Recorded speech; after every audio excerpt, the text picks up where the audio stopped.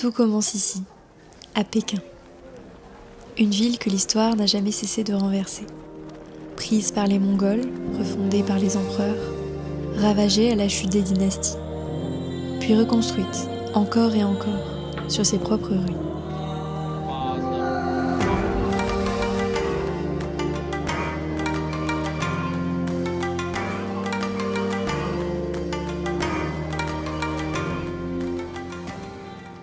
Pékin, de son vrai nom Beijing, signifie littéralement la capitale du Nord. Elle fut le cœur des dynasties Yuan, Ming et Qing. Ici, le passé ne disparaît jamais vraiment. Il murmure encore sous les pas des vivants. C'est la première étape de notre voyage à travers la Chine, et peut-être la plus vertigineuse. Avec Léa, on débarque, un peu étourdi. Tout est immense, ordonné et éclatant. Les avenues, les tours, les enseignes lumineuses.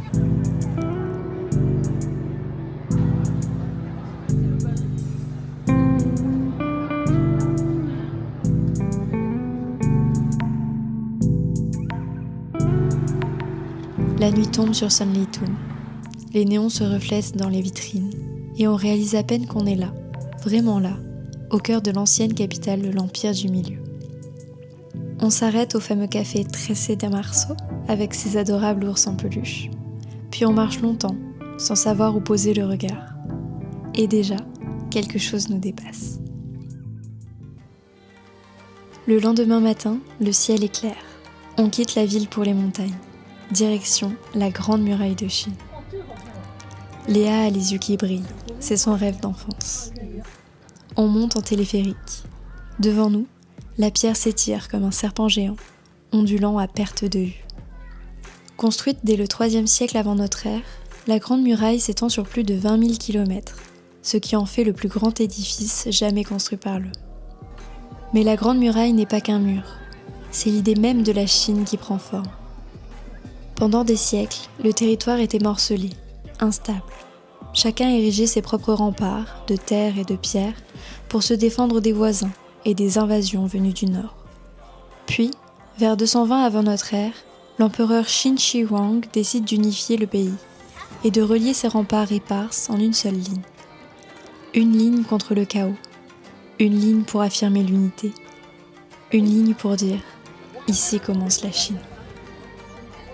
Sous les dynasties Qin, Han puis Ming, la muraille s'allonge encore, de Lintao à l'ouest jusqu'à Liaodong à l'est.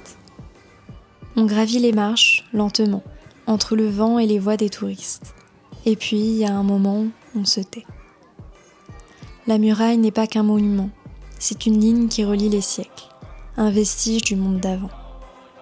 Je regarde Léa, émue, sourire aux lèvres, et je me dis que parfois, accompagner une amie réaliser son rêve, c'est comme accomplir un peu le sien.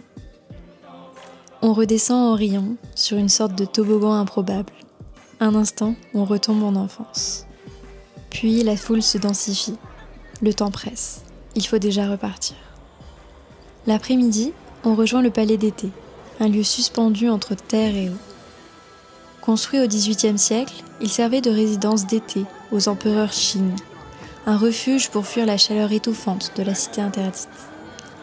En 1860, lors de la Seconde Guerre de l'Opium, il est détruit par les troupes franco-britanniques, puis reconstruit à partir de 1886 sur ordre de l'impératrice Cixi. Un geste de pouvoir, mais aussi de résilience.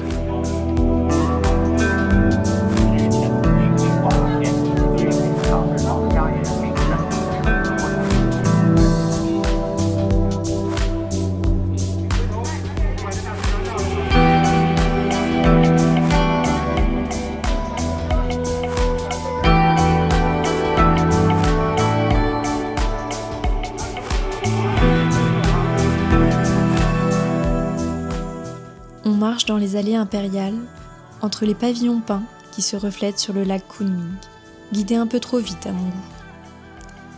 Le lieu est sublime, paisible. J'aurais aimé m'y arrêter plus longtemps, regarder les rayons du soleil glisser sur les toits dorés. Ici, tout semble conçu pour retenir le temps, mais notre guide, lui, ne s'y attarde pas. En fin de journée, on rejoint le parc olympique, héritage des Jeux de 2008. Le nid d'oiseaux, le cube d'eau. À Pékin, l'histoire et la modernité ne s'opposent pas. Elles cohabitent, comme deux visages d'un même empire.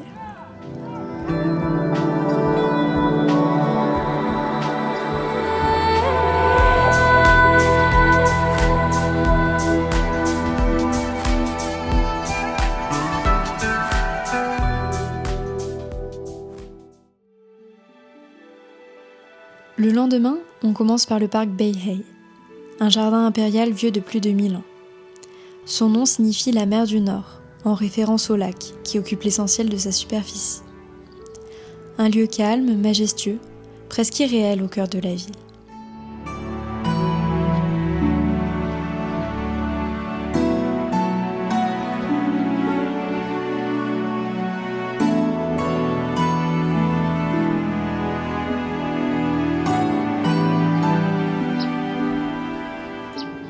Puis on traverse les Wutong, ces ruelles étroites, nées autour des puits. Le mot Wutong vient d'ailleurs du mongol Otog, qui signifie puits. Autrefois, on construisait les maisons autour de l'eau. Les Siyuan, ces habitations traditionnelles organisées autour d'une cour carrée, étaient reliées entre elles par ces chemins. Une autre échelle, une autre manière d'habiter la ville. Et puis, soudain, la foule, la grandeur, le vertige. La cité interdite. Construite à partir de 1406 sous l'empereur Yongle, elle fut la résidence de 24 empereurs des dynasties Ming et Qing. Une véritable ville dans la ville, longtemps fermée au peuple et strictement interdite aux étrangers. Pendant près de 5 siècles, le pouvoir absolu a vécu ici, coupé du monde extérieur. Un empire dans un rectangle parfait. Ce n'est qu'en 1924, après la chute du dernier empereur Puyi, que la cité ouvre enfin ses portes. On avance lentement, englouti par les cours, les portes, les temples.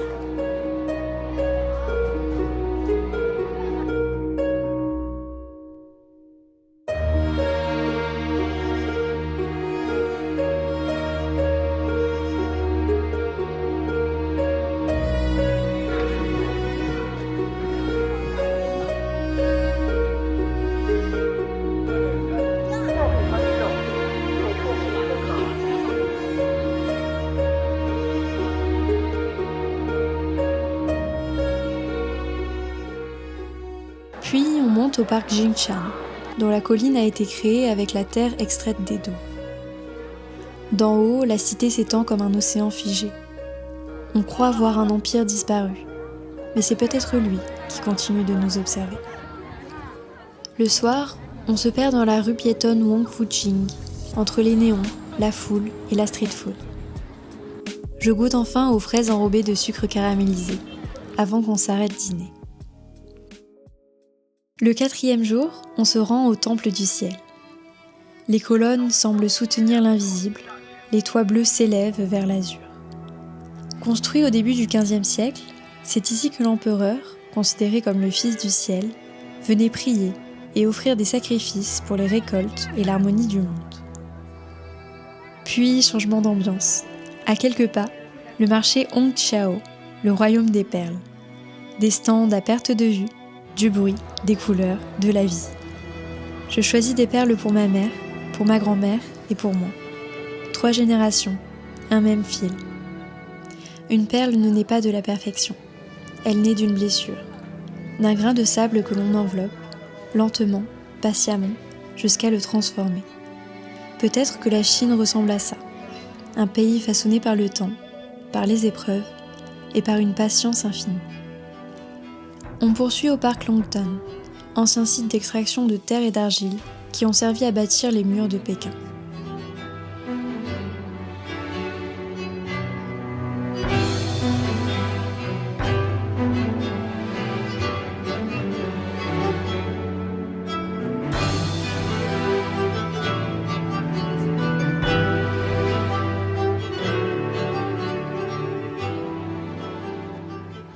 La journée s'achève sur la rue Xianmen, ancienne porte d'entrée de la cité interdite, où l'histoire et le présent continuent de se frôler.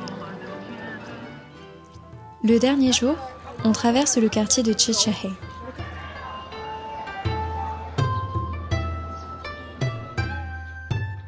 On flâne le long du lac, on goûte encore un peu de street food, avant d'arriver au palais du prince Gong. Construit en 1776, sous la dynastie des Qing, ce palais n'a pas toujours porté ce nom. Il fut d'abord la résidence de He Chen, un ministre puissant, favori de l'empereur Qianlong. Mais à la mort de ce dernier, tout bascule. Sous le règne de son successeur, l'empereur Jia Qing, He Chen est arrêté, condamné à mort, et sa demeure est confisquée. En 1851, le palais est offert à Yixin, frère de l'empereur, connu sous le nom de prince Gong. C'est lui qui lui donnera son nom définitif. Puis l'histoire s'accélère. Révolution chinoise, changement de régime. Le palais devient tour à tour une école pour filles, un dortoir du ministère de la Sécurité publique, puis même une usine de ventilateurs. Le palais du prince Gong a changé de main, de fonction, de vie. Comme Pékin, il n'a jamais cessé de se transformer. Ici, même les murs ont plusieurs vies. La journée se poursuit dans les temples. D'abord, le temple des lamas. Le parfum de l'encens, les prières murmurées, les statues dorées qui nous observent en silence. Le lieu incarne une Chine spirituelle, silencieuse, intérieure. Construit en 1694, toujours sous la dynastie des Qing, le Yonghe-Gong fut d'abord la résidence d'un prince, Yongsheng, avant qu'il ne devienne empereur. À sa mort prématurée, en 1735, son tombeau n'étant pas encore achevé, son cercueil fut conservé ici, dans l'une des salles du palais. Quelques années plus tard, en 1744, son fils, l'empereur Qianlong, décide de transformer l'ensemble du lieu en monastère bouddhiste de culte tibétain. Un choix loin d'être anodin.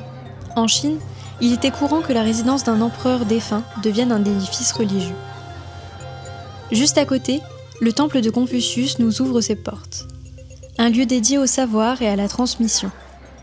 Au cœur de la pensée de Confucius, passer de la noblesse de sang à la noblesse de cœur, fondée sur la bienveillance, le ren, et la moralité, le li. Son enseignement, bien que principalement orienté vers la formation de futurs hommes de pouvoir, était ouvert à tous. Le confucianisme promeut le modèle du Junzi, l'homme droit, l'homme vertueux, celui qui place l'instruction, l'éthique et l'humanité au centre de sa vie.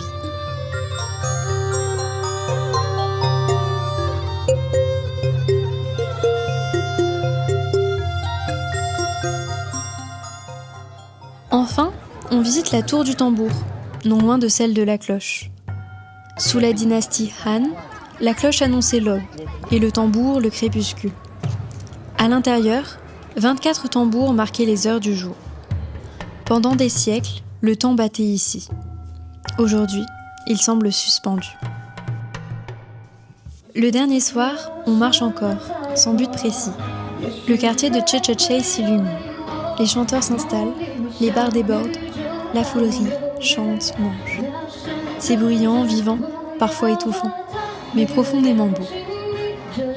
On s'assoit un instant. Le temps s'étire, comme si Pékin voulait qu'on reste encore un peu.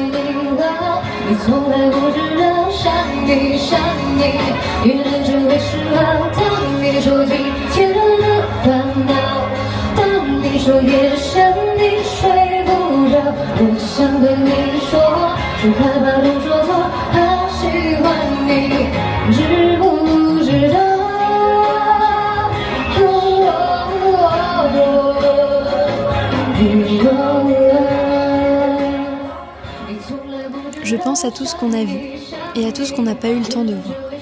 À Tiananmen, à la muraille, au palais et au temple. Et à ces perles qui désormais ne me quitteront plus. On ne traverse pas la Chine, c'est elle qui nous façonne. Lentement, comme une perle sous la mer. I'll trade you. I'll take the pain that you're going through for the life I wanna give to you.